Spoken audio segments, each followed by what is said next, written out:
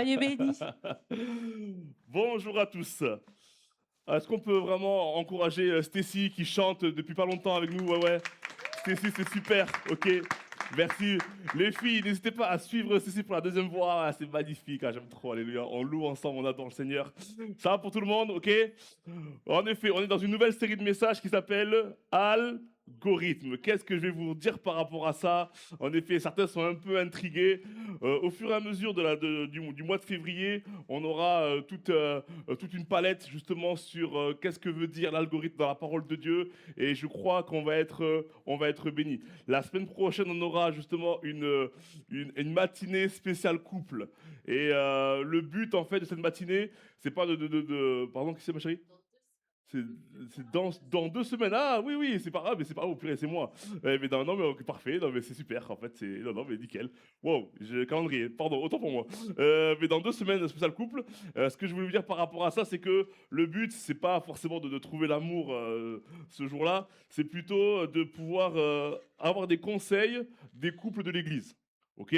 Certains sont célibataires, moi aussi, j'étais célibataire enfin, en tout cas, j'étais même pas encore marié de l'âge de 19 ans, je me suis baptisé à 19 ans jusqu'à 31 ans. Donc, des conseils, j'en ai reçus.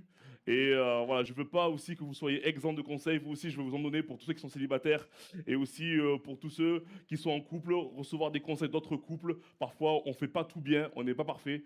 Il y a des fois, il y a des couples parfaits et on veut les entendre aussi. Comment ça se passe chez vous, dans votre culture?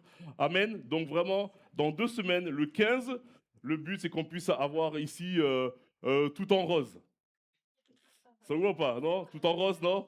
Tout en rose, l'amour? Ok. Pour Jésus, la couleur de l'amour, c'est plutôt la couleur rouge, hein. Ah, le sang de Jésus, ok? Ça marche? Donc, merci ma chérie. On prépare tout ça. On viendra vous voir entre les rangs parce qu'il y a des couples ici. Ne soyez pas surpris qu'on vous demande de témoigner. Oui, Maëva, je te vois, ok? Donc voilà, n'hésitez pas en tout cas, on vous posera peut-être 2, 3 questions. Et le but, c'est qu'on passe une matinée extraordinaire et qu'on soit béni par le Saint-Esprit. Amen. Amen. Ok. Algorithme. Moi, ce que j'aimerais vous dire aujourd'hui, je suis tombé sur un article il n'y a pas longtemps, un article scientifique qui parlait un petit peu donc de la Terre. Et justement, des mouvements par rapport à la Terre, par rapport à l'univers. Et l'article disait, en fait, c'est 10 subtilités qui rendent la Terre incroyablement fragile. Ok, sur les 10, je ne vais pas vous partager les 10, j'en prends 4, 5. Vous allez voir un petit peu comment ça se présente et après on discute. Une des premières, c'est la distance entre la Terre et le Soleil. Si la Terre était à 5 à 10% plus proche du Soleil, il y aurait un énorme effet de serre qui serait incontrôlable et les océans commenceraient à s'évaporer. Ok. Si la Terre était 5 à 10% justement plus proche. Si elle était à 5 à 10% un peu plus loin du Soleil, alors là, c'est le contraire, il y aurait une glaciation globale de la Terre. Ok. Vous avez vu, on bouge un petit peu de 5 à 10%, c'est pas énorme, hein. Et là, tout d'un coup, soit on a trop chaud et on ne pourrait pas tenir, soit il ferait trop froid et la Terre serait un congélateur. Deuxième chose, la puissance du Soleil. Si le Soleil émettait 2 à 5% d'énergie en plus, la Terre serait inhabitable. On ne pourrait pas y vivre, c'est pas possible. Et s'il y avait 2 à 10% d'énergie en moins, la planète serait gelée. Troisièmement, l'inclinaison de l'axe terrestre. Vous avez vu, quand vous avez déjà acheté un globe dans des magasins, le globe il est un peu incliné, ok, parce que la Terre justement a une inclinaison, c'est prouvé scientifiquement. Actuellement, elle est de 23,5 degrés. Si elle passait à 0 degré, il n'y aurait plus de saison. Il n'y aurait plus de 4 saisons, c'est terminé. Il n'y aurait plus de printemps, été, automne, hiver. Non, il n'y en aurait plus. Et il y aurait des climats qui seraient instables. Combien d'entre vous, vous avez déjà pris des vacances en avance?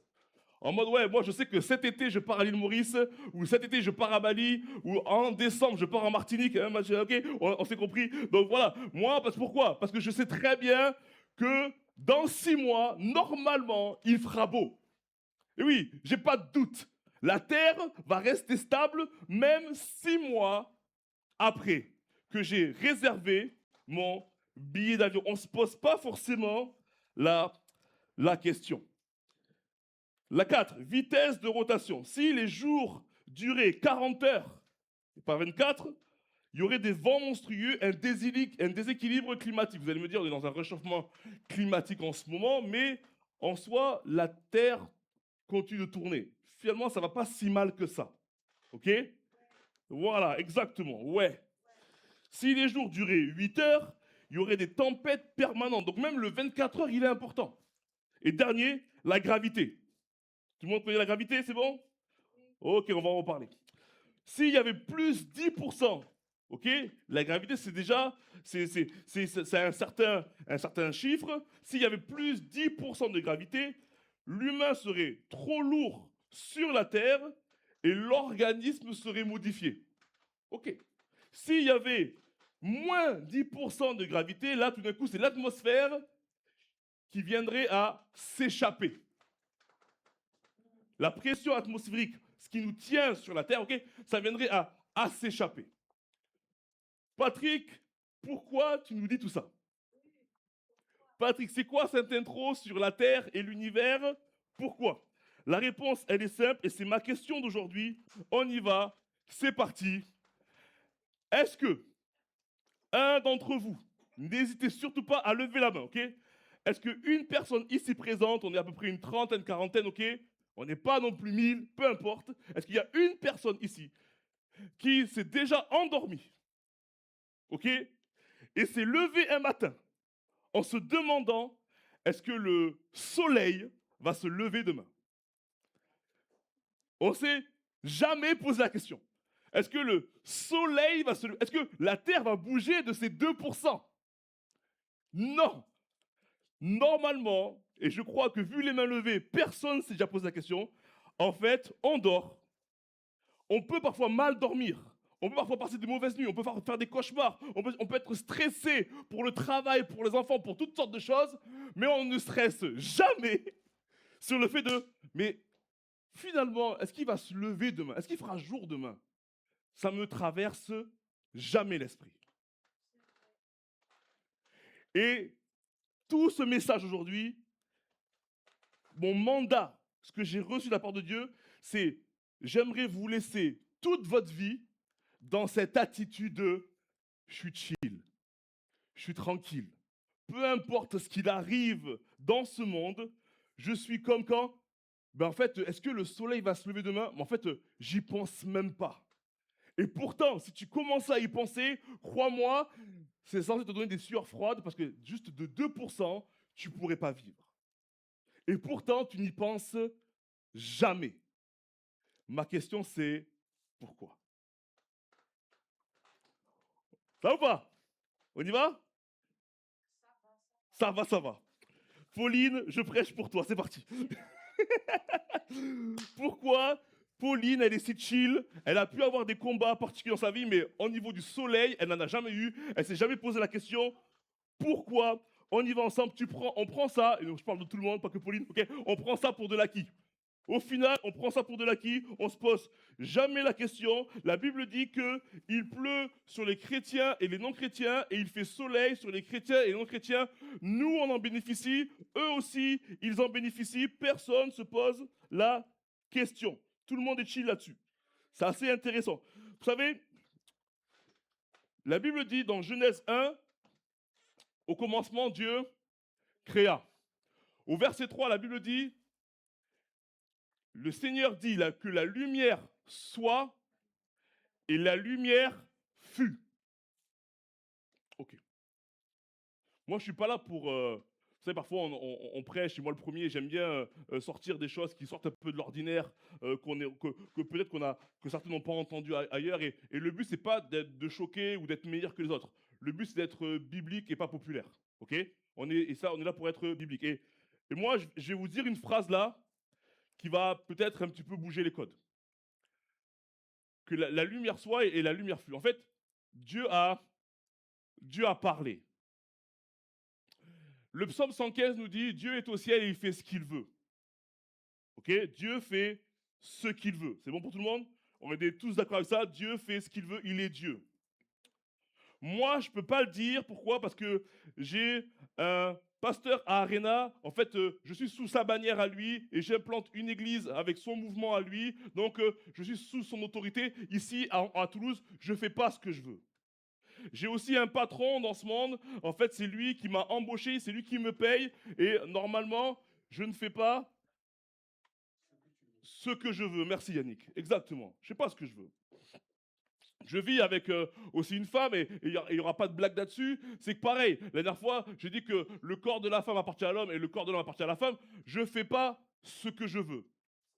Et je vis surtout avec Jésus, qui, le sang qui vit en moi, est le sang de Jésus. Et la dernière fois, on parlait de je suis esclave de Christ. Je ne fais pas ce que je veux, je suis sous autorité. Le verset que Dieu vient de partager, moi, je ne pourrais pas me l'approprier. Je ne fais pas ce que je veux. Et pourtant, j'aimerais vous dire une chose, c'est que Dieu non plus ne fait pas ce qu'il veut jusqu'à un certain point. C'est quand il parle. Ma chérie, je t'aime, parce que le verset que tu viens de prendre là sur l'estrade, c'est exactement le premier verset que je vais prendre aujourd'hui. Dieu n'est pas un homme pour nous mentir. À partir du moment où Dieu parle, il rend des comptes à sa parole. Il est esclave de ce qu'il dit. Quand il dit la chose, quand il parle, elle existe. Il va falloir comprendre ça. Dieu, et c'est le titre de mon message, Dieu est prévisible. Quand il dit quelque chose, forcément, ça va arriver. Moi, je suis là pour te laisser dans ton lit chill. Tu ne penses même pas à ce que le soleil va se lever. Forcément, il va se lever. Alors, si Dieu parle sur ta vie, peu importe les circonstances, même si toi tu stresses parfois, t'inquiète pas, ça va arriver. Merci, Greg. Exactement. Et ce matin, on va se parler de ça pendant 25 minutes. Ça va pour tout le monde? Vous savez, la culture juive, et là c'est intéressant, c'est une culture orale. Ce n'est pas une culture écrite. Je sais que quand on remonte dans les siècles en arrière, il y a la Torah. La Torah, c'est quoi? C'est les 5 premiers livres de la parole de Dieu. Genèse, Exode, Lévitique, Nombre, Deutéronome. Ça, c'est la Torah, ok? Sauf que les Juifs, c'est une culture orale. Regardez ce qu'ils ont fait, les mecs. En fait, les Juifs, les Hébreux, ils ont... Ouais, j'en reparle un petit peu de manière familière. En fait, ce qui s'est passé, c'est que les Juifs, ils ont créé le Talmud. Ça vous parle, le Talmud? Pour certains, ok. Le Talmud, c'est la loi orale. C'est en fait tous les débats, les raisonnements et les commentaires des rabbins dans des discussions en rapport avec l'explication de la Torah. Certains étaient en train de noter, ils ont tout mis dans le Talmud. C'est la loi orale. Ça se transmet de génération en génération à l'oral. Ok, je continue. Quand dans l'Ancien Testament, on devait signer une transaction financière, on devait faire un contrat, et dans l'Ancien Testament, il n'y a pas le mot contrat, il y a plutôt le mot alliance. On devait faire des alliances les uns avec les autres. Si tu me promets 10 chèvres, et moi je te dis, ok, pour 10 chèvres, je te donnerai 50 sacs de blé, on devait se couper la main, que le sang coule, et on devait se serrer la main pour dire, ok, on fait une alliance de sang. Si, clairement, toi, tu rends l'alliance, tu ne me donnes pas les 10 chèvres alors que moi je t'apporte 50 sacs de blé, en gros, tu me voles, ça veut dire que comme on a signé avec le sang, moi je te prends ta vie. Voilà pourquoi la bouche est importante. Puisque je le dis, alors je le fais. Sinon, je te prends ta vie. C'est trop facile de donner des paroles et au final, elles ne sont pas exécutées derrière. Voilà pourquoi dans les couples qui vont se marier, et je parle de Grégory et Yara, et je parle d'Ariel et Benjamin, on peut les applaudir aussi, eux ici ils vont se marier, voilà, exactement. Voilà pourquoi c'est intéressant, parce que quand je parle du sang coule, on est alliance de la grâce. Le sang de Jésus a coulé à la croix pour qu'on fasse alliance avec lui. Voilà pourquoi, et vous savez, avec l'Hexarena, on se parle vrai, on n'est pas là pour être vulgaire, mais voilà pourquoi, lorsqu'on a un rapport intime, pareil, l'hymen se déchire et le sang coule, parce qu'il y a alliance. Mais en fait, je parle à Dariel et Ben et Greg et Yara. Ce qui compte pour Dieu, c'est pas le à la mairie, signez ici et vous serez fidèle toute votre vie. C'est pas ça qui compte. Ce qui compte pour Dieu, c'est Grégory, voulez-vous épouser Yara? Et là, il est fait. Oui, ouais, tout le monde applaudit, etc. Voilà, c'est ça qui compte pour Dieu. C'est, hé, moi je m'en tiens pas à ton stylo, je m'en tiens à ta parole. Est-ce que tu es une femme de parole ou est-ce que tu es un homme de parole? Parce que moi, en fait, ça marche pas. Là. Je ne suis pas un homme pour vous mentir. Moi, c'est une culture orale. Je m'en tiens à ma parole. Je suis esclave de ma parole. Il y a que ma parole qui a autorité sur ma vie. Dieu est prévisible. Je continue, je continue. Et ce qu'il faut comprendre, c'est que souvent, on va parler après, et ça, je l'ai vécu, ça, des prophètes. Il y en a qui ont déjà donné des dons de prophétie. Il y en a qui ont reçu le don de prophétie. Moi, ça a dû m'arriver peut-être une fois. Peut-être que aussi quand je prêche, peut-être que j'en ai et je ne le sais pas. Mais en tout cas, de manière vraiment où j'ai reçu quelque chose dans ma chambre, où j'ai prié pour la personne et vraiment Dieu m'a mis quelque chose à cœur. J'ai un peu tremblé avant de pouvoir aller voir cette personne et lui partager le don que j'ai reçu pour elle. Mais c'est vrai que pour ceux qui l'ont reçu, je vais vous lire un verset. La Bible dit, dans Deutéronome 18, versets 20 à 22, comprenez que dans une culture orale. Mais le prophète qui aura l'audace de dire en mon nom une parole que je ne lui aurais point commandé de dire, ou qui parlera au nom d'autres dieux, ce prophète sera passible de mort. Ta parole t'engage. Franchement, si je peux vous dire ça aujourd'hui, ta parole t'engage. Je sais que pour certains, etc., on a déjà fait, ouais, Patrick, je viendrai, je suis pas là. Oui, je l'ai fait aussi. Ok, j'avoue, moi aussi, ça m'est déjà arrivé. Ouais, t'inquiète pas, je serai là demain et je ne suis pas passé. Il n'y a pas de problème. Mais dans la culture du royaume de Dieu, ça n'existe pas, ça.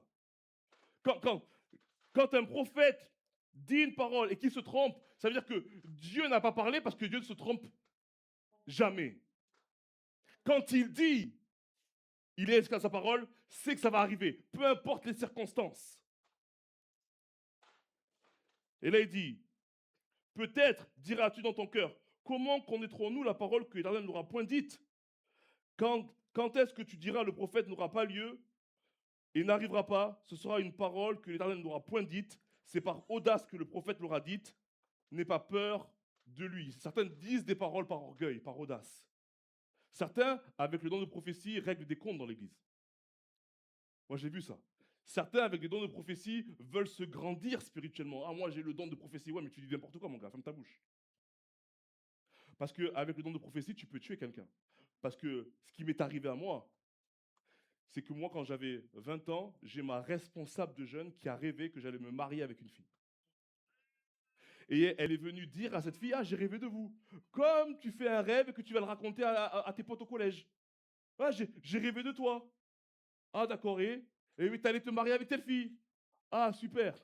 Ça a fait le tour de l'église. Dans le groupe de jeunes, 40, 50 jeunes. Tout le monde savait, Patrick et tout, venez me voir. Il paraît que t'es amoureux d'elle, etc. Je fais, moi, les gars, il n'y a rien. Je suis même pas avec elle. On s'entend bien, on est dans le même groupe, mais dans mon cœur, il n'y a rien. Ouais, mais elle t'aime bien. En plus, on est arrivé de toi. Peut-être que quoi, en fait, il n'y a rien.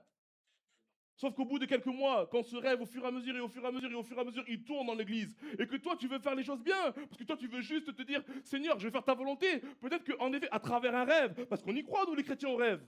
À travers un songe, parce qu'on y croit, nous, les chrétiens, au songe. À travers les dons de prophétie, parce qu'on y croit, tout ça. Ce que je vous dis, ça a commencé à tourner dans ma tête. Pourquoi pas y aller? Et on s'est mis ensemble. 3 ans. Un désastre.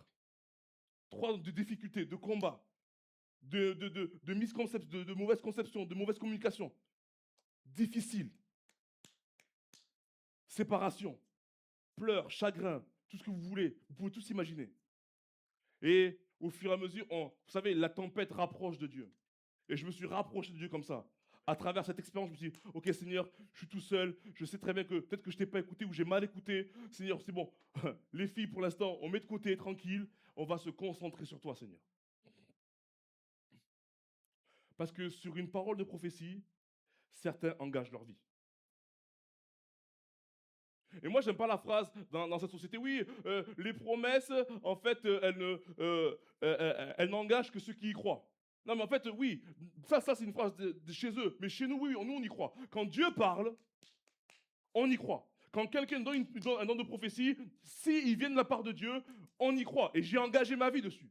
Au final, la personne, en fait, est-ce que quand tu es venu me donner ce don, est-ce que finalement tu as engagé ta vie sur, tu vas te marier avec elle? Ouais, mais toi, t'es parti en fait. Et moi, en fait, quand je me suis mis avec elle, t'étais plus là en fait pour me conseiller. Parce que comme dirait mon père, les conseilleurs sont pas les payeurs.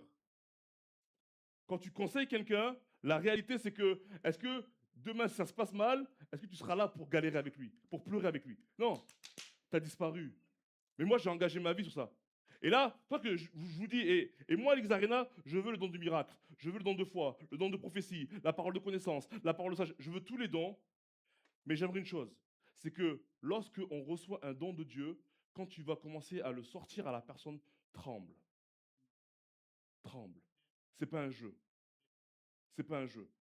Ça peut péter la vie de quelqu'un, comme ça peut le bénir d'une manière extraordinaire. C'est pas un jeu. Et j'aime quand tu dis, hey, sur ta parole, engage ta vie. Seras-tu fidèle jusqu'au bout? Oui! Ok. J'ai une parole pour toi. Ça fait 3 fois que je rêve de toi dans ma nuit. Je pense qu'elle est de Dieu. Il faut que je te la sorte. Et je tremble. Et je peux te promettre que si demain ça ne se passe pas, reviens me redemander des comptes. Il n'y a pas de souci, je serai là. Parce que vraiment, ça fait 3 fois que Dieu me le dit. Il faut que je te le dise. Tremble. Voilà pourquoi dans le Nouveau Testament, et vous connaissez tous ce verset, la Bible dit que ton oui soit oui et que ton non soit non. Ouh. Et le contexte, c'est juste avant, c'est ne jurez pas sur votre tête. Ne jurez pas sur la parole de Dieu. Vous savez, les Américains, à l'investiture du président, eux, ils font n'importe quoi. Je vous le dis et je m'engage. Eux, ils font n'importe quoi. Ils sont là, président Obama, président Trump, et il y a un pasteur qui prie pour eux. Ils mettent la main sur la Bible et on commence à, oui, je jure, je jure, je jure. Tu jures quoi? Tu jures quoi? Que vraiment le pays va aller mieux grâce à toi? Vraiment, ça dépend de toi, vraiment. Tu jures quoi? Sur la tête de mes enfants? Ouais, donc toi, tu peux donner le jour de leur arrivée, donc la naissance, et le jour de leur départ, alors que la mort. Toi, tu peux le faire. Il y a seul Dieu sur la terre peut le dire, mais toi, tu jures. Tu n'as pas la capacité. Ferme ta bouche. Tu peux pas, en fait. Tu peux pas. Enlève ta main. Enlève ta main. Juste, tiens-toi juste à. Pas besoin de. Ouais, sur la tête de mes enfants. Hey, que juste que ton oui soit oui. C'est quoi? Tranquille. Vas-y doucement. Respecte-le. Hey, je serai là à 18h.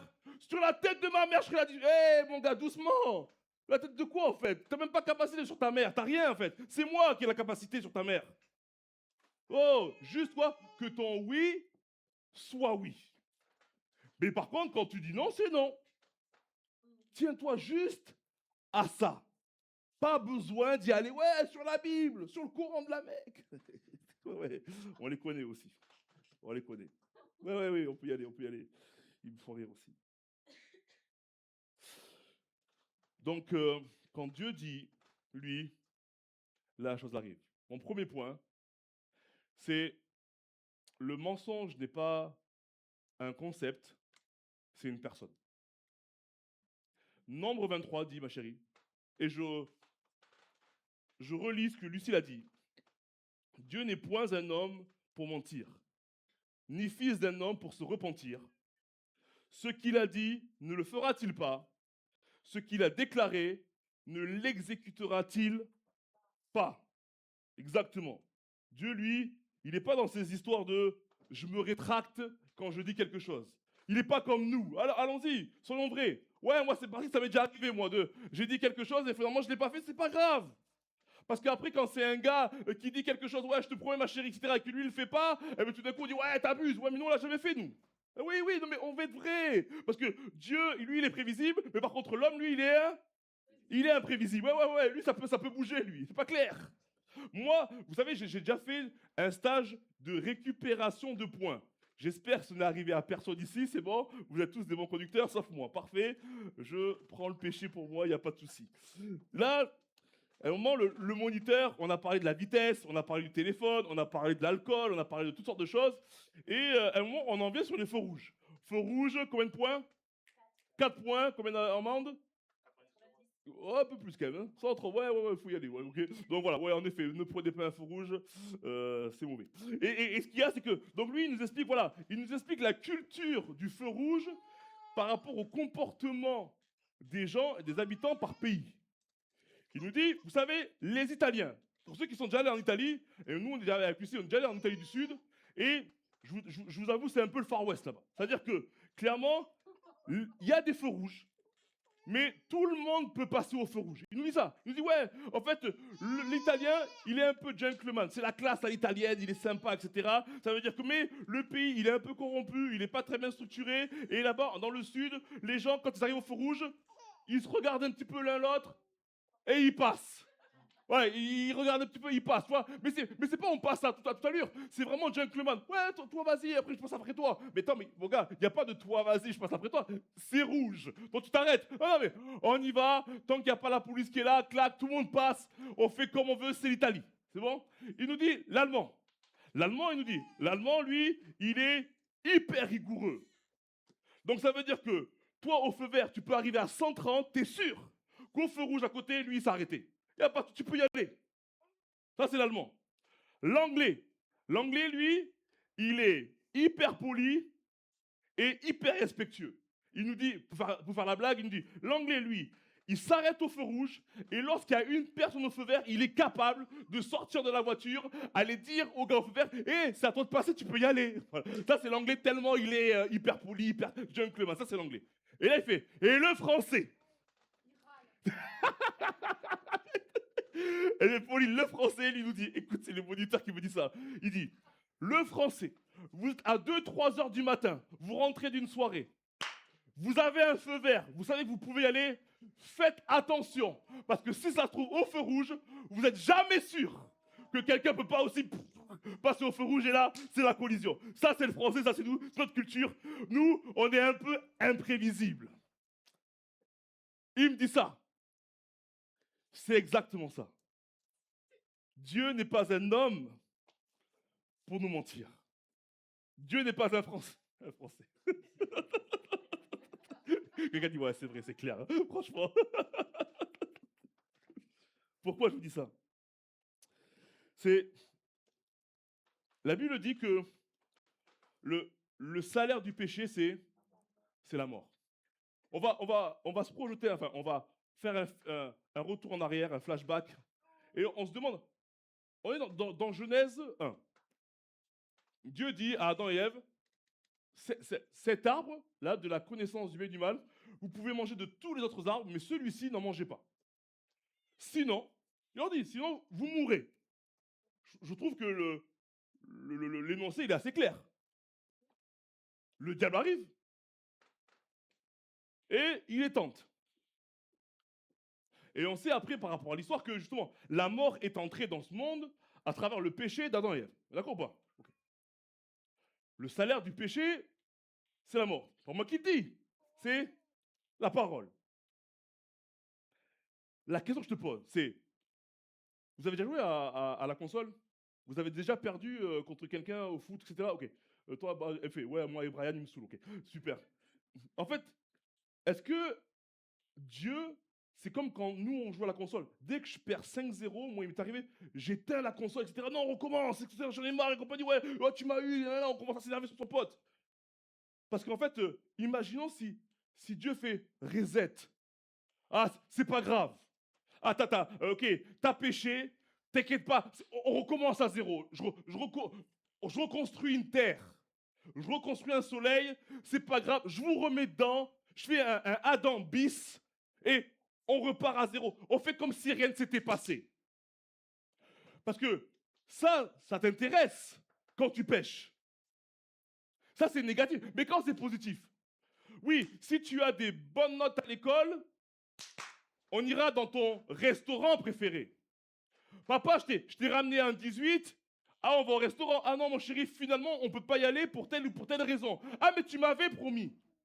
Moi, Paul, il me le fait ça. Ah, mais papa, tu m'avais dit. Tu m'avais dit. Ah, mais tu m'avais dit. Ouais, mais Paul, ouais, mais lui, il est malin. Ouais, mais papa, tu m'avais dit. En plus, hier, tu me l'as pas fait hier. Enfin, c'est bon, Paul, tranquille. Depuis quand, toi et moi, on discute? Et ouais, quand c'est positif, on est là, on veut pas faire reset. On veut pas faire, ouais, mais non, mais en fait, je veux pas justement que tu annules ta parole. Mais quand c'est négatif, tu peux l'annuler. Écoute-moi, ça fait quoi de Dieu si lui, il fait reset sur Adam et Ève? Ça fait de lui quel genre de personne? Un peu plus que ça. T'es un menteur. Tu m'avais dit que le salaire du péché, c'est la mort. Si tu le fais pas, c'est que t'es un menteur. Ok, tu m'avais dit qu'on allait au resto, j'avais des bonnes notes. Si tu... Papa, t'as menti. Je dis, ouais, moi, je suis un menteur. Sauf que là, je ne suis pas un homme pour vous mentir. C'est là où c'est intéressant. Se dire, mais en fait, parfois, en fait, j'ai les conséquences de mon péché, mais Seigneur, tu pourrais pas faire autrement. Parce que moi, j'ai discuté avec une jeune quand j'étais à Bordeaux, et cette jeune, elle était partie de l'église. Pendant 6 mois, on l'a pas vue. Elle avait rencontré un jeune homme pas très sympa, aujourd'hui on dirait un gars toxique. Ils avaient forcément eu de l'intimité ensemble, elle était tombée enceinte. Et parce qu'elle ne voulait pas le garder, et oui, à 18 ans, hop, elle a avorté. Elle revient à l'église en pleurant. On prêche, la louange, hop, elle est en larmes, elle veut revenir à Dieu. Elle veut revenir à Dieu, elle veut revenir à Dieu. Je commence à prier pour elle, elle s'effondre devant moi. Elle me raconte son histoire. Ouais, Patrick et tout, j'aurais pas dû quitter, etc. Franchement, j'ai fait ça et ça et ça avec ce jeune homme. Et franchement, c'était une catastrophe. J'ai même avorté. Je suis, wow. Aujourd'hui, je ressens de la culpabilité. Et là, elle me dit, j'aurais aimé que Dieu me protège. J'aurais aimé que Dieu arrête cette histoire, que lui il fasse arrêter l'histoire qui me protège.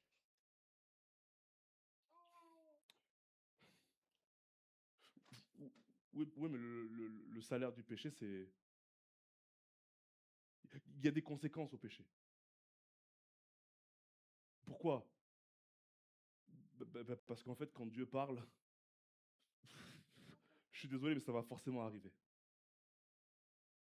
Mais le problème, c'est qu'on voit toujours le côté négatif. Quand Dieu parle aussi côté positif, ça va forcément arriver. Ça va forcément arriver. Parce que Dieu n'est pas un menteur.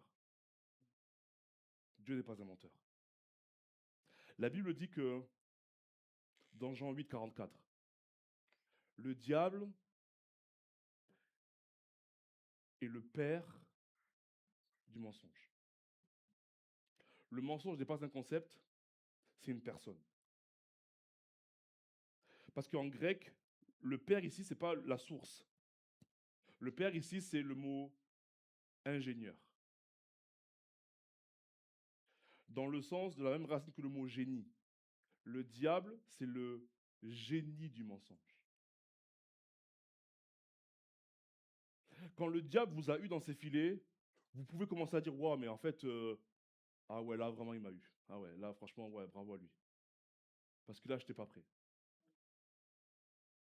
C'est un génie.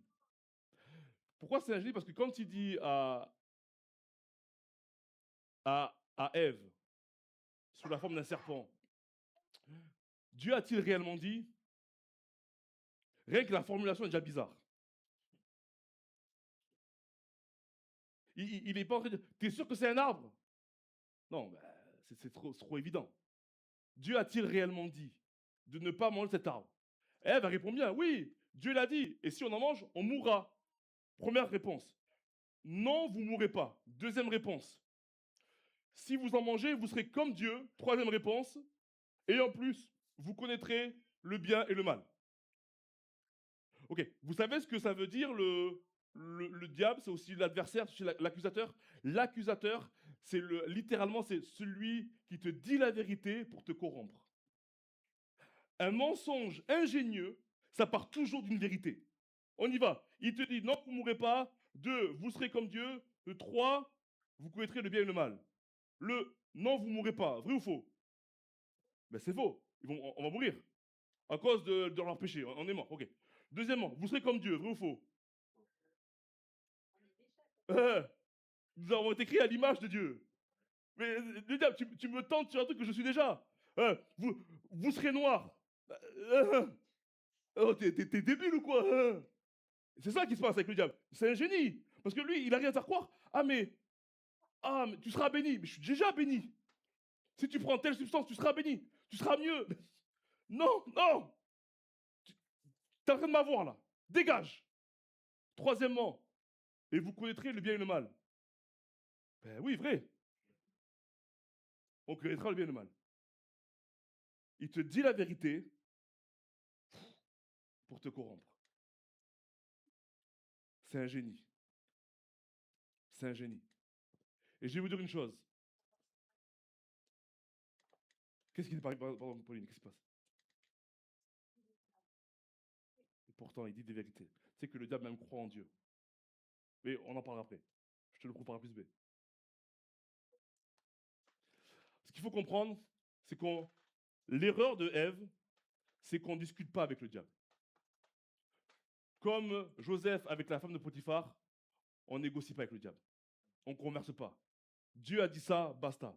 Parce que si tu commences à être dans une transaction commerciale, à discuter, à argumenter,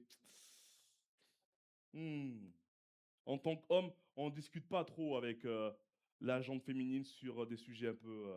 Vous savez, aujourd'hui, on ne parle même plus d'adultère. On parle d'adultère émotionnel. C'est quoi? Je commence à raconter mes problèmes à une autre femme que ma femme. Oh, ouf, là, c'est. Ouais, là, tu commences à tanguer, là. Ouais, c'est chaud, exactement. Ouais, tu me racontes ça qu'à moi, pas à elle. Quand tu commences à raconter à elle, t'es en danger. T'es en danger. Le diable est un menteur. C'est le père du mensonge. Mon deuxième point, c'est que la vérité n'est pas un concept, c'est aussi une personne. On y va dans ce verset, dans Jean 8, 32, la Bible dit, vous connaîtrez la vérité et... Ok, parfait. Jean 14, verset 6, il est le chemin, la vérité et la vie. On parle de Jésus. Ici, ce qu'il faut comprendre, c'est que dans le royaume de Dieu, il y a aussi des lois et des principes. Le royaume de Dieu a ses lois et ses principes. Il suffit de les appliquer pour être béni. Dans cette terre, il y a la loi de la gravité. Clairement, je jette une balle en l'air, elle retombe, c'est la loi de la gravité. Et vous savez que si vous voulez jouer avec ça, vous pouvez utiliser la loi de la gravité. Dans le royaume de Dieu, il y a des choses qui sont similaires. Dieu, il a un projet pour vous, c'est que vous soyez prospères, que vous ayez du succès et que vous ayez une vie abondante, une vie chrétienne abondante. Aujourd'hui, peut-être qu'il y a des gens qui vont me dire, mais Patrick, moi, en fait, dans ma vie, ça va pas si bien que ça. Au niveau de ma vie spirituelle, j'arrive pas à avancer, j'arrive pas à progresser. Peut-être que tu n'appliques pas ou tu ne connais pas les lois de Dieu. Parce que Dieu est prévisible. Dieu est prévisible. Vous savez, quand la Bible dit que vous allez récolter ce que vous allez semer. D'accord ou pas? La Bible le dit ou pas? Ok. Tout le monde est d'accord avec ça. Ok. Donc, très simple, c'est un principe de l'agriculture. Je plante des graines de blé, je récolterai du blé. C'est même pas les agriculteurs qui l'ont inventé, c'est Dieu. Donc ça veut dire quoi? Si je veux un corps fit, je vais à la salle de sport, je me discipline pendant 2-3 mois, et normalement, en poussant, en courant, etc., à la salle de sport, je vais avoir un corps fit. Vous êtes d'accord ou pas? Si, ok, si je fais mes examens, si je travaille, que je fais mes exercices, que je travaille et que je fais mes devoirs, etc., sur mon bureau, normalement, je vais réussir mes examens, je réussirai mon contrôle et je passerai en classe supérieure. Il n'y a rien de nouveau sous le soleil, j'ai rien de particulier, c'est juste je récolte ce que j'ai semé. C'est prévisible. Il n'y a pas de surprise. Et pourtant, il y a certains chrétiens qui ont une vie misérable et malheureuse. Peut-être parce qu'en fait, ils ne connaissent pas les lois ou alors ils n'appliquent pas la parole de Dieu. La moisson dépend de ta semence. La moisson dépend de tes actions. J'ai un jeune un jour, pareil, il était venu me dire, il est parti, il n'est plus là aujourd'hui, mais un jour il vient me voir, il me dit Patrick et tout, franchement, je vois que T'as quand même une belle vie, je vois que t'as un travail où tu gagnes de l'argent, franchement, t'es bien, etc. T'as une femme, vous êtes heureux, t'as ton enfant, enfin, franchement, il me dit, c'est quoi ton secret, je lui dis. C'est ce qu'il me dit, c'est quoi ton secret? Moi j'étais surpris de la question, je dis, bah, je lui prêche tous les jours, etc. Il me dit, il vient me voir, en termes de conseils, c'est quoi ton secret? Je vais pas vous mentir, c'est très simple. Moi, ce que je lui ai répondu, j'ai dit franchement, moi je me suis baptisé à 19 ans, et depuis l'âge de 19 ans, j'ai juste tenté d'appliquer ce livre, tout simplement.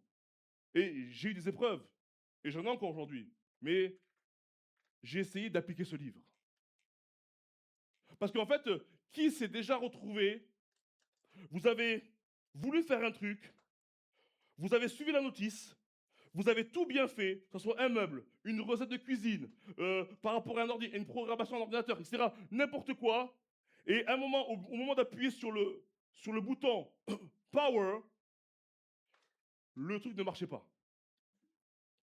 Ça n'a pas fonctionné. Ah mais ça marche pas. Et là, c'est bizarre. Et pourtant, j'ai fait tout ce qu'on m'a dit. Et pourtant, à la ligne près, regarde ma chérie. On est d'accord que à la ligne 13, là, il y a bien écrit ça. Ouais, mais ça, je l'ai fait, ça. Et là, et après, après tu ramènes du monde pour qu'il puisse justement valider ce que tu as bien fait. Et c'est bizarre. Ça marche pas. Pourquoi? Parce que si tu fais tout bien, ta réussite, elle est prévisible. C'est pas si dur que ça, en fait, d'être béni par Dieu. C'est pas si difficile que ça. Mais en fait, applique. Est-ce que dans, est-ce que dans tes études, tu es comme dans ta chambre quand tu dors, tu ne penses même pas au fait que le soleil va se lever? Est-ce que dans tes études, t'es chill? Tout va bien, ça va? J'avais un ami, moi, en bac S, il me dit, Patrick, moi, je vais arriver au bac, j'aurai tellement révisé, je vais tellement faire des exercices pour réviser, que quand je vais arriver devant l'épreuve, devant l'énoncé, je veux rigoler, il me dit. Je veux rigoler, ça, je le connais, ça, je connais, ça, je connais. Est-ce que t'es chill, en fait, dans tes études? Est-ce que au niveau de la semence, est-ce que t'as mis? Parce que si tu n'y arrives pas, peut-être que t'as pas mis. C'est parce que c'est prévisible, en fait. Tout simplement. Est-ce que, avec tes enfants, est-ce que tu es chill?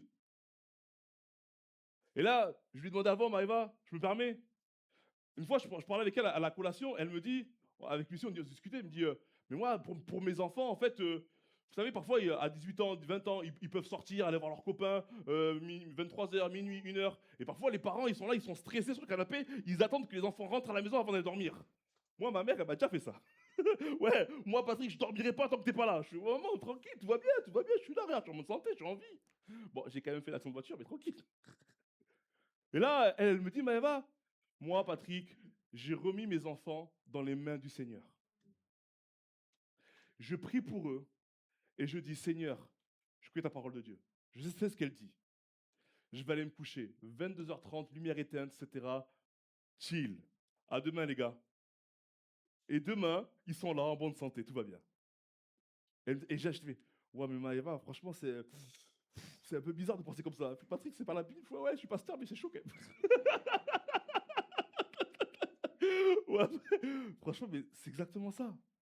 Est-ce que le soleil va se lever demain? Bien sûr qu'il va se lever. Dieu est prévisible. Il va les garder, mes enfants.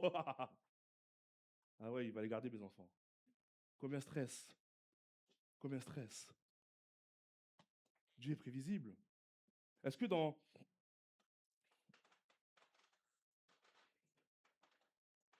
Hmm. Est-ce que dans tes finances, est-ce qu'il y en a qui sont chill dans leurs finances? Ah, franchement, je sais pas comment finir les fins de mois. Ah, franchement, c'est chaud, je galère, etc. Financièrement, c'est chaud. Même si la Bible dit que, parce que oui, il faut suivre la parole, même si la Bible dit que, voilà, je n'ai jamais vu le juste mendier son pain. Je n'ai jamais vu un chrétien faire la manche. C'est ce que dit la parole de Dieu. Je n'ai jamais vu un chrétien quemander son pain. Moi non plus, j'avoue. Je n'ai jamais vu un chrétien faire la manche. Par contre, j'ai déjà vu des chrétiens. Vous savez, nous, ici, avec Lucille, pour les offrandes, on cite toujours le verset 2 Corinthiens 9, verset 7, qui dit « Donnez sans contrainte et avec joie, selon votre cœur ». Nous, on est sur cette théologie-là, et franchement, le but, c'est que tous ici, donnez sans contrainte, avec joie, selon votre cœur. Mais juste avant, le verset 6, juste avant, c'est la Bible. Celui qui sème peu, moissonnera peu. Et celui qui s'aime beaucoup, moissonnera beaucoup. Donnez sans contrainte et avec joie, selon votre cœur. Mais si tu donnes beaucoup, tu seras beaucoup béni. Et si tu donnes, c'est ça que ça veut dire. C'est prévisible. Et ouais. Donc si parfois, financièrement, c'est un petit peu difficile, même si t'as pas beaucoup, imagine si tu commences à donner et que tu commences à être béni. Parce qu'en fait, parfois, c'est juste ah, mais j'appuie sur le bouton, ça marche pas. Est-ce que tu as suivi la notice? Mais ouais, j'ai tout bien fait. Dans mes finances, ça marche pas. Est-ce que tu as eu la notice? Non, j'avoue que j'ai pas tout bien fait, je stresse en fait. Parce que si je commence à donner, en fait, j'ai peur qu'il vienne à en manquer. Mais en fait, il va falloir commencer à vivre une expérience avec Dieu. Parce qu'il paraît que si tu donnes, il ne viendra pas en manquer. Et c'est pas de l'évangile de prospérité, c'est juste la parole de Dieu. Et peut-être que pour approuver ce que je suis en train de dire, d'autres vont dire ici, Patrick, moi j'avoue, je l'ai vécu, je sais que toi de le dire c'est un petit peu compliqué, mais moi je peux le dire. Bon, non, moi je peux vous le dire, hein, je témoigne, dans mes finances je donne, et je peux vous dire que Dieu me donne au centuple. Donc t'as quoi? T'as donné 10 euros, t'as 1000 euros, mais donne plus encore. Oui, souriez, souriez. Ok, c'est bon. Ok. Dans le travail, est-ce qu'on chill? Ouais, en ce moment, le travail, c'est pas facile. Certains sont au chômage, d'autres cherchent du travail. Ouais, pas facile, le poli. Ouais. C'est difficile d'être en paix avec ça. Dieu est prévisible. Dieu est prévisible. C'est pour ça que je vais finir avec... Patrick, qu'est-ce que ça a à voir avec l'algorithme? On n'a pas encore parlé de l'algorithme. Ouais, on va en parler tout ce mois de février. Est-ce que certains ont les réseaux sociaux? Ouais. Il y en a qui ont les réseaux sociaux. Instagram, TikTok, Facebook, non? Ouais, elle a rien. Michel aussi, non? Rien, voilà. On va pas s'embarrasser. C'est bon, Clémentine? On va pas s'embarrasser avec ce genre de choses. Ouais. Bon, c'est qu'ici, la plupart d'entre nous, on a les réseaux. Instagram, TikTok, Facebook, Snapchat, ChatGPT. Ouais, on s'en est rajouté un. YouTube. Ouais, on a ce qu'il faut. Et vous savez, tous les réseaux, il n'y a pas que les réseaux, il y a tous les sites, ce que vous voulez, mais en tout cas, les réseaux, ça nous parle plus. Ils ont tous un algorithme. Le fameux algorithme. Tous les réseaux sont basés sur un algorithme. L'algorithme, c'est quoi? C'est qu'il fonctionne en se servant de ton activité. D'accord ou pas? Il se sert de ton activité. Les cookies, c'est bon les cookies? Hein, Google, les cookies, ok. Il se sert de ton activité pour remplir ton contenu. Pour remplir ton fil d'actualité. L'algorithme. Si je prends une définition, parce qu'on va en parler tout le mois de février, de l'algorithme. Un algorithme est un ensemble d'instructions précises, étape par étape, permettant d'accomplir une tâche ou de résoudre un problème. D'accomplir une tâche ou de résoudre un problème. Ces instructions doivent être complètes et non ambiguës. En fait, derrière le mode de calcul de la programmation, elle est très compliquée. Mais quand nous, on s'en sert, c'est très simple. Ok? C'est très simple. Ces instructions doivent être complètes et non ambiguës afin de pouvoir être suivies sans connaissance ni capacité supplémentaire telles que le bon sens ou l'intuition. L'algorithme, c'est un code qui est censé être simple pour que tout le monde, même mon fils Paul, qui est sur les écrans parfois, il arrive à l'utiliser. Waouh! Et voici comment ça fonctionne. Tu discutes avec ta copine, tu lui dis que tu vas te marier et que tu cherches des chaussures de mariage. Tu vas me dire, ouais, mais mon téléphone, il m'écoute parce que quand je suis dans la voiture et que j'ai commencé à ouvrir mon téléphone, j'ai commencé à avoir des sponsors sur les chaussures de mariage. L'algorithme fonctionne très bien. Sauf que, il y a des fois, ça c'est le négatif. Ouais, j'en ai marre et tout, on est écouté, Brick Brother. Ça c'est le négatif. Ça c'est comme, ouais, Jésus, est-ce que tu peux faire reset? Parce que j'ai péché. Ça c'est quand on râle un peu. Comme dit Pauline, ouais, le français il râle. Sauf que, il y a des fois, quand tu veux une belle recette d'un gâteau au chocolat, tu tapes sur Instagram hashtag gâteau au chocolat parce que tu veux que l'algorithme te donne plein de recettes de gâteaux au chocolat. Et là, je vois des sourires. Pourquoi? Parce que, et là, tu dis, ouais, et de ce côté-là, en fait, je suis en train de jouer avec l'algorithme. Je joue avec l'algorithme.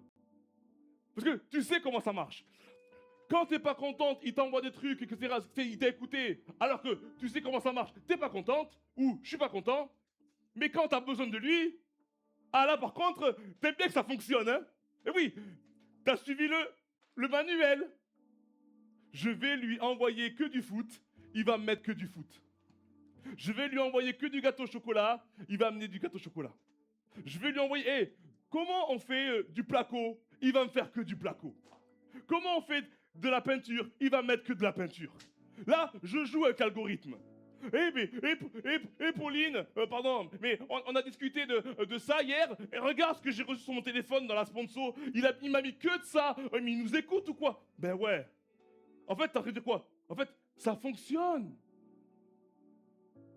Ma question à la fin de cette prêche, c'est quoi l'algorithme de Dieu? Et ça, on va en parler tout le mois de février. C'est quoi l'algorithme qui fait bouger Dieu? Il va falloir que tu comprennes que la bénédiction peut ne pas te résister. Elle est censée te trouver. Si tu n'es pas béni, c'est qu'il y a un souci quelque part. C'est qu'à un moment, soit tu ne connais pas les règles, soit tu n'appliques pas les règles. Il y a des fois, on a des rendez-vous pastoraux. Certains, c'est juste parce qu'ils n'écoutent pas les règles ou ils n'appliquent pas les règles. Ce n'est pas une question de la tempête, ou Dieu ne me bénit pas, ou Dieu me fait souffrir. Non, non, c'est juste que, en fait, finalement, ce livre, est-ce que tu le connais un peu? Parce que vu comment tu agis, tu me montres que tu ne le connais pas beaucoup. Parce que même Dieu, lui, il est un algorithme. Il est un algorithme. Vous savez, il y en a qui sont déjà allés dans un mariage congolais. Yannick, non? Yannick va pas vous encourager à y aller. Ok, dans un mariage congolais, je vous fais un peu le topo. Yannick, tu me dis si je me trompe. Sur le flyer, il y a écrit début de la soirée 20h. Oui, tu sais où je vais. Ok, début de soirée 20h. Ouais, bien sûr. Sauf que moi, j'ai tous mes potes qui me disent Patrick, ils vont arriver à 23h. Ok, là, c'est mes potes. Ok, moi, les mariés, je les connais, c'est des amis. Je sais aussi qu'ils m'ont déjà fait le coup dans des anniversaires. Ils sont pas arrivés à 20h, ils sont arrivés à 22h. Ok, je sais aussi, j'ai déjà fait des mariages congolais. Et dans beaucoup de mariages que j'ai fait, et je vous parle pas de 1 sur 10, mais de 9 sur 10, ils sont aussi arrivés à 23h, les mariés. Donc moi, en fait, je vais faire le bon élève. Avec Lucie, j'arrive à 20h. Sauf que la réalité, c'est qu'à 20h dans la salle, au lieu d'être 200, on est 10. Yannick rigole, ouais, exactement, on est 10. Et moi, en fait, je suis énervé parce qu'à 20h30, on est toujours 10. À 21h, on est 15. À 22h30, on est 150. Et à 23h, on est 200. Et les mariés, ils arrivent à écart. 23h écart. Ouais, on peut rigoler. Ouais. C'est ça la réalité et je l'ai vécu. Ma question, vous êtes prêts? Je suis énervé contre qui? Je suis là à 20h. Je suis énervé contre qui? Contre eux ou contre moi? Je le savais. Purée, mais je suis bête en fait. Pourquoi je suis arrivé à 20h, j'ai voulu faire le malin? On m'avait dit. On m'a donné l'algorithme exactement, mon gars. C'était prévisible. Tout le monde le sait sauf moi. Mais non, moi je le sais. Mais je sais pas pourquoi j'ai voulu faire le mec. Mais non, eux ils sont prévisibles, ils savent. J'ai voulu faire. Mais il faut qu'on comprenne que, vous savez quoi? La Bible dit que il n'y a ni changement, ni ombre de variation. Il n'y a ni changement, ni ombre de variation dans le Seigneur. Dieu ne change pas. Il reste toujours le même. Quand il a ouvert la mer Rouge devant Moïse, il est capable encore de le faire aujourd'hui. Si ça ne fonctionne pas aujourd'hui, peut-être qu'il y a un truc dans l'algorithme qu'on n'a pas compris. Peut-être que soit tu l'utilises mal, soit tu ne sais même pas qu'il y a un algorithme. Soit au niveau des lois, tu ne les connais pas, soit tu ne les appliques pas. Parce qu'en fait, il n'a pas changé. Tout à l'heure, je disais que la vérité n'est pas un concept, mais une personne. En fait, il n'y a pas d'histoire de genre, comme dans la politique. Ouais, chacun a sa vérité. Il n'y a pas dans l'église, on n'est pas une asso. Il n'y a pas chacun a sa vérité. Il y a une seule vérité, et il est le chemin, la vérité et la vie, et elle s'appelle Jésus. Pourquoi je vous dis qu'elle s'appelle Jésus? Parce que le mot en grec, vérité, c'est aletheia. Et je vais dire le mot en deux. Al et theia. Theia, c'est muable, bougeable, changeable. Je vous dis, allez vérifier. Theia, muable, bougeable, changeable. Al devant, c'est le préfixe un. Imbougeable, inchangeable, immuable. La vérité, c'est quelqu'un qui ne bouge pas. Pourquoi ça m'intéresse? Parce que moi, quand je quitte Dieu, quand je suis en colère contre Dieu, quand j'ai péché contre Dieu, et que je m'éloigne de Dieu, comme Adam et Ève, ils ont pu le faire, dans la forêt, en se cachant avec des feuilles de figue, quand cette fille-là, elle me voit, Patrick, j'ai fait n'importe quoi, j'étais avec un garçon et j'ai avorté, j'ai fait n'importe quoi, et qu'elle revient à Dieu, ce qui est intéressant, c'est que Dieu est prévisible. Où est-ce qu'il est le Seigneur? Quand tu reviens, il est toujours au même endroit, là où toi tu l'as laissé, toujours les bras grands ouverts pour t'accueillir. Il est imbougeable, inchangeable, immuable. Ça veut dire que ses sentiments pour toi n'ont pas changé, alors que parfois nous, ça change. Son amour pour toi n'a pas changé, alors que nous, ça change. L'endroit n'a pas changé, alors que nous, ça change. Son appel pour toi n'a pas changé, alors que nous, ça change. Vous êtes prêts? Son appel pour toi n'a pas changé, alors que pour nous, ça change.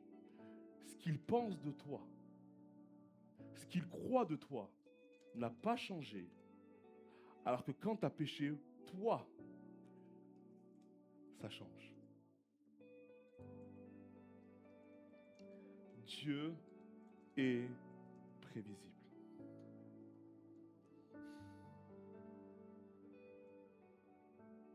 Et c'est une très bonne chose. Moi ici, j'ouvre l'église tous les dimanches matins à 8h30.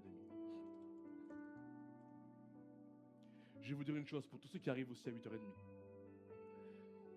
Si je ne suis pas là à 8h30 et qu'à 8h40 vous commencez à m'appeler parce que la porte n'est pas ouverte et que je ne réponds pas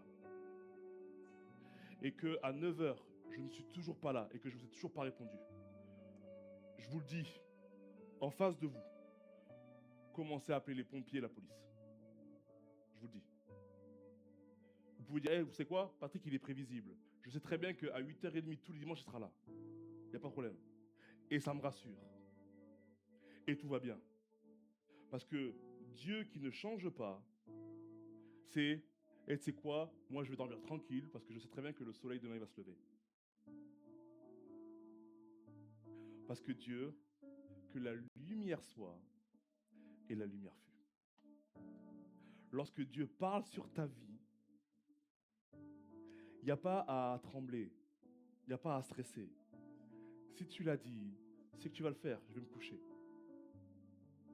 Le souci, c'est tu n'as pas à savoir le quand ni le comment. Ça, c'est son affaire. Comme quand toi, tu parles à ton enfant. Eh, tu sais quoi, Paul? T'as pas à savoir quand et comment. T'inquiète pas, je vais le faire. On est ses enfants. Amen. Dieu est prévisible. On va se lever ensemble, je vais prier. Seigneur Jésus,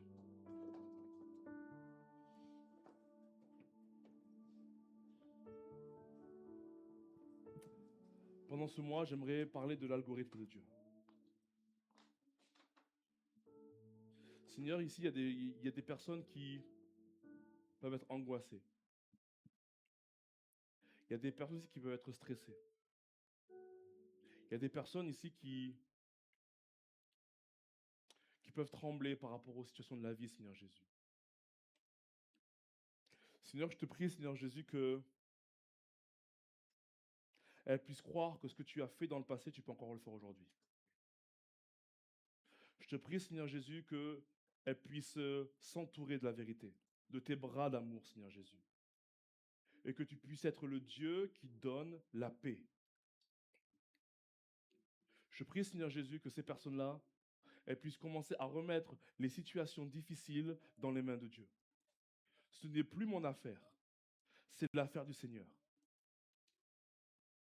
Je te prie, Seigneur Jésus, qu'on puisse chacun d'entre nous trouver ce qui fait bouger ton bras, Seigneur Jésus. Cet algorithme qui fait bouger ton bras. J'ai vu pour les finances que pour mon voisin, ça a marché. La Bible me dit que ça marche. J'ai écouté des prêches et on me dit que ça marche.